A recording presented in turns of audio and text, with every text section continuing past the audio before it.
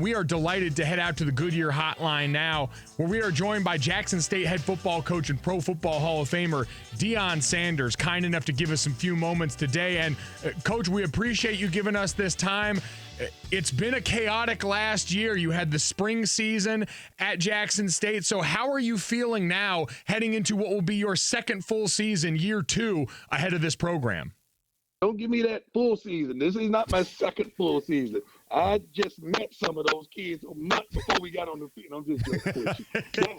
No, we had a spring season, and I'm thankful. I'm happy. I'm elated that we got that over with. We got that in because it gave us an opportunity to assess a lot of the kids on the field in game-like situations, and I love it. Then we clean house, and we got a whole bunch of new things. I think we improved at every position, including the kicking games. I'm excited, man. I can't wait. I'm so darn excited. I really hadn't been excited like this in a long time for anything. Coach Sanders, it's one thing. I love your excitement, but you always talked about making sure that things fit or finding the perfect fit. How's Jackson State been able to fit you, and also vice versa so far? Well, I have to fit Jackson. They don't have to fit me. I got to fit Jackson. I made a decision to come here. That was a well thought out,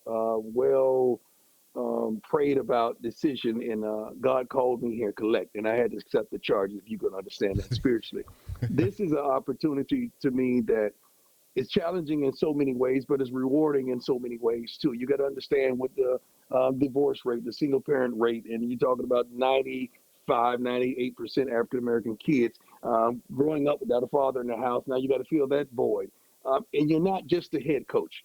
You're the equipment man. You're the trainer. You're the groundskeeper. You're the marketer. You wear so many hats that I wear so many hats here that is unbelievable. You see all these hats? I wear a different one. I wear a different one every day, but I love it. I have not worked a day yet. I love it. I'm surrounded by a great coaching staff that has over 70 years of professional experience on the field as well as coaching. And I love it, man. I love these kids. And I just happen to have 2 with my last name on the team that happen to be my biological son. So I get to see my kids progress as young men as well. Wow. How is that balancing the hat of being dad and being Coach Prime for your 2 kids on the team during this? Sometimes, well, first of all, my kids know darn well never to call me dad on the field. There's no better than that. And like every father that has multiple kids, you got this one that you saw come out the womb, right, and you got the other one like, I know you didn't come out. I know you might not be mine. I need the blood test you right now. There's no way. So, but you have that challenging one. That's the safety Shiloh, and I love them, but I've been coaching them their whole entire life from youth football all the way up. But sometimes I forget.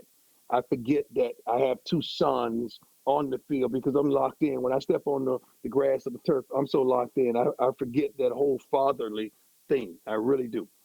How much did that help you? Because it can be very difficult, like you mentioned, that dynamic coaching your sons and coaching 95 to 100 other sons on your football team, Coach Sanders. How do you manage that line knowing that I got to treat them like players even though they're my sons playing for Jackson State? I had a rule even in youth league. If you knew which kid was my son, I wasn't the right coach. If you knew where kids were my biological sons, that was a problem because I can't show favoritism. I don't try to show favoritism. I'm not that one. If anything, I would be criticized for being harder on my kids. But one is really cerebral. He's the quarterback. He's that guy. His nickname is Grown. He's like he's been here before. The other is that prime side of me, that guy on the defensive side of the ball that's aggressive, that wants to make a play, that's going to make a play, that's prepared and steady. So I love it, but you got to understand, I have 115 kids, I feel like, in this locker room. Then I have, I think, 10 more equipment persons, then 10 more trainers that I love all of them the same. And I really do. It's like being a father of many inside to parameters of Jackson State University. And it's a beautiful thing. It truly is. Chiney and Golic Jr. here on ESPN Radio, talking to Jackson State head coach Deion Sanders on the Goodyear Hotline. And Coach, you've, since arriving here, been a huge champion also for HBCU football overall. You've challenged other schools to make sure they're doing right by the athletes here. So what did it mean for you to look up and see College Game Day Week 0 heading to the MEAC SWAC Challenge, heading to check out Alcorn State and NC Central in one of the biggest showcases of college football every weekend? Well, first of all, we're going to be scouts, okay? That's one thing. Secondly, you can't wait till football gets started. I can't wait. I think I'm flying out Saturday morning or whatever to College Game Day. I'm going to be on that.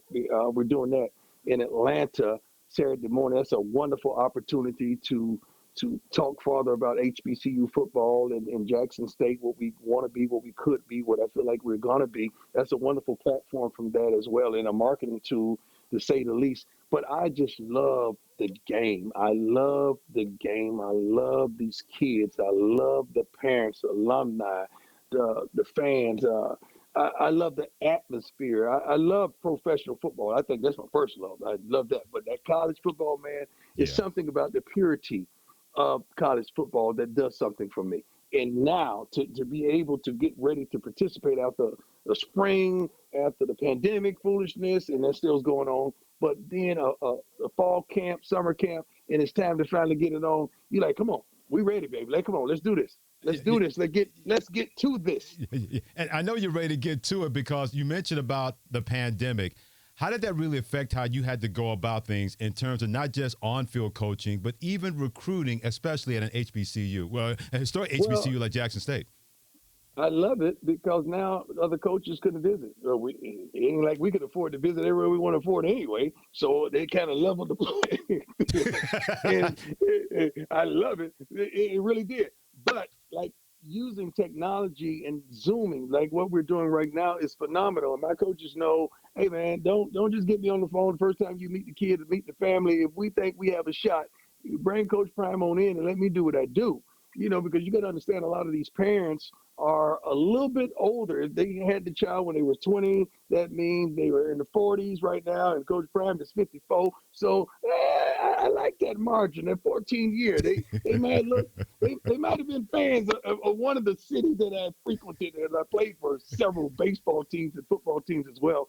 So I love that recruiting, the levelness of it that the pandemic presented. But the pandemic presented so many different challenges for everybody. Even right now, we're trying to push. I think we're probably at 80%. We're trying to push all our kids to be vaccinated to make sure we don't have a hiccup, that we don't miss any games. We don't have to forfeit any games because someone could clear out a whole receiving room with a positive test and so forth. So we're doing the precautionary measures. We have a great training staff, and we're taking precautions and doing what we need to do to qualify and to be able to participate. Thanks for watching ESPN on YouTube. For live streaming sports and premium content, subscribe to ESPN+.